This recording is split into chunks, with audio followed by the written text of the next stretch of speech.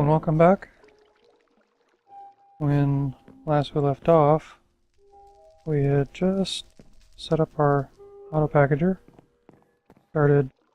expanded our lava production. As you can see, been a few changes since the last time I recorded. I did a little bit off camera it's just stuff that you'd already seen me do. I made 2 more pulverizers. I made some energy conduits to connect them up. And basically what's happening now, I had made another autonomous activator. What's happening now is that the cobblestone is going in there, getting turned into gravel, and some of the gravel is going into the activator to be sieved, and some of it is going in here to be ground up into sand, and then into dust, and the dust is also going back into here.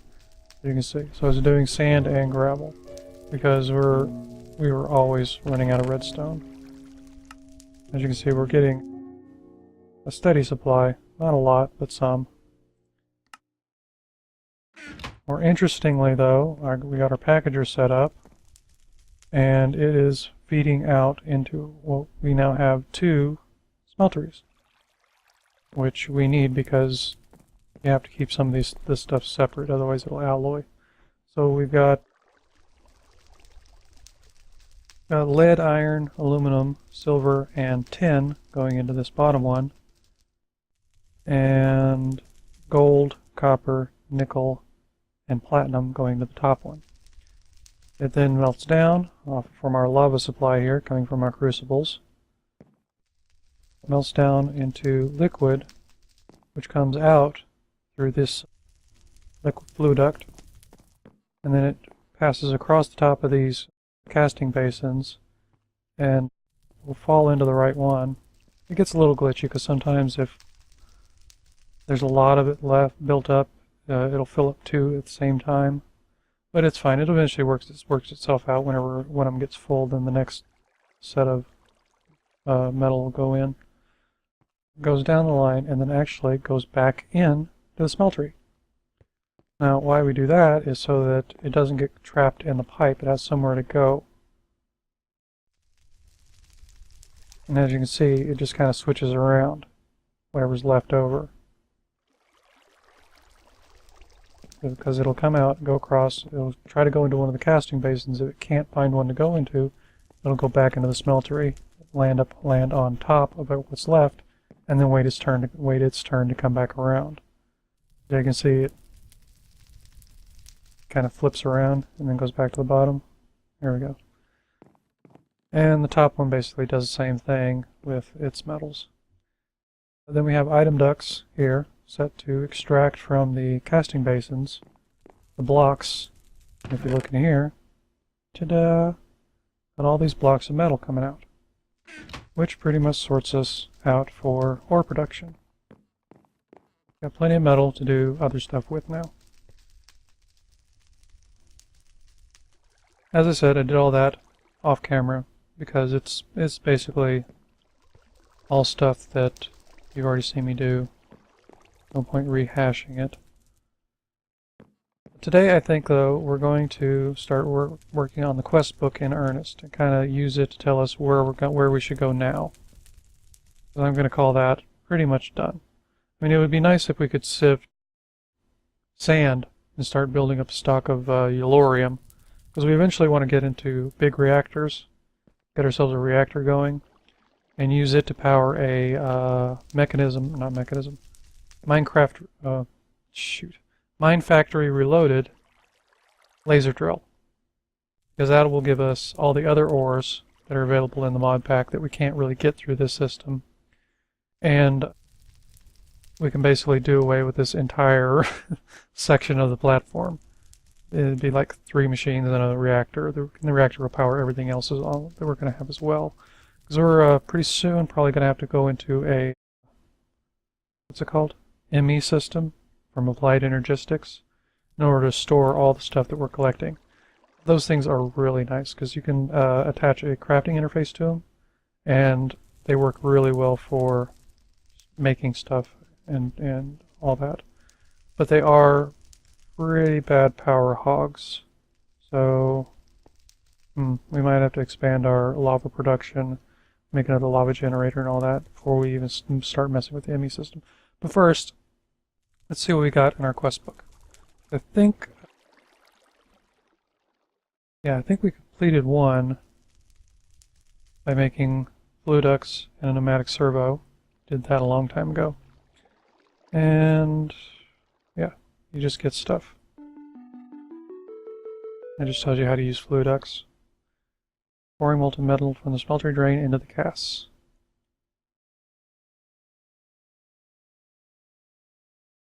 Yeah, doesn't really work well unless you actually have it go back into the smeltery. Flue duct basins. Oh yeah. Advanced automation can be done with multiple drains, flue duct basins, and whitelisting different molten metals. That's kind of a problem, because whitelisting molten metal is harder than it looks. For one thing, how do you get the molten metal out in order to hold it in your inventory in order to put it in the whitelist? I don't even know. I kind of tried messing with that, but I just didn't want to. This way's easier. I mean, it probably causes more lag with it, you know, constantly draining and flipping around like this. But yeah, probably causes more lag, but I'm not going to bother with it. I mean, by the time that we get laggy enough, I think, for it to really cause us a problem. Yeah. By the time it gets laggy enough for it to really cause us a problem, I think we're going to be moving into an ME system and a laser drill and just not even have all this stuff. Alright. Let's see what we got in our reward bag. We got seeds. Yeah. It calls it useful. I call it crap. Because, I mean, we're probably going to need all this stuff for cooking quests later on. But for right now, we're doing good on our carrot juice. Alright. Let's see. Casting call. Oh, yeah, I remember this. Finally got all this working, and then it makes me... and then it makes me make a new cast. Let's see.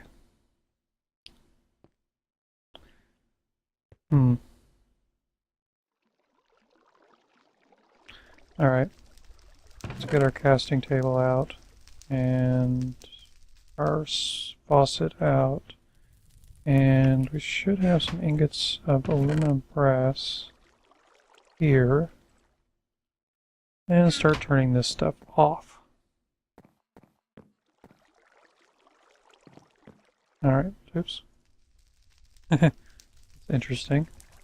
So not really what we wanted. There we go. Turn that off so it'll stop feeding. Turn that off so it'll stop coming out. That one's fine, we're not going to use it. Let's see. Take our pickaxe out. Might as well combine these two. Free up some inventory space. There we go. And take this off. And take this off. And put our table there. Faucet there. Do that just to make sure we don't get any weirdness going on. And let's see. Silver in here. Let's put our aluminum brass in to smelt. Okay, we're going to need to craft a... Okay. Let's see. That's the part builder. We're missing something, aren't we? Yeah, the schematic table.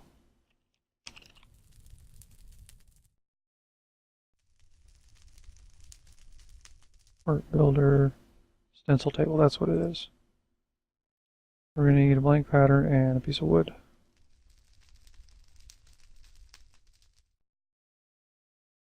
And I think the stencils were just sticks, planks, Yeah. There. There. There we go. And a piece of wood. There we go. I think we're going to need an actual stencil to use on it, but yeah. Put a stencil in. Let's see. We need more logs. And unbelievably, we are. I wonder if cherry wood would work. Let's use it up.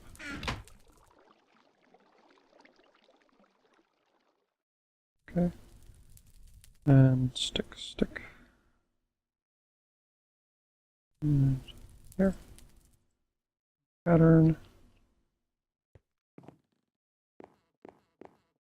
Stencil table. We make, let's see. Is that it? That's it. Alright. And then we go to the part builder, I think. Put it in here. And can we do cobblestone? Yes we can. Very nice. I mean, we could make a stencil chest, but the hell with it. Alright. Then put that in there. And our aluminum brass on the bottom. Fill it up. There we go. How much aluminum brass is left? 2 ingots. So, we might as well get our ink cast, get those back out.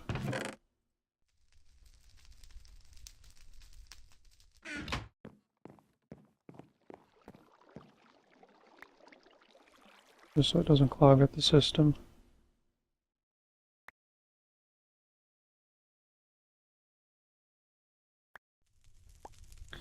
Okay.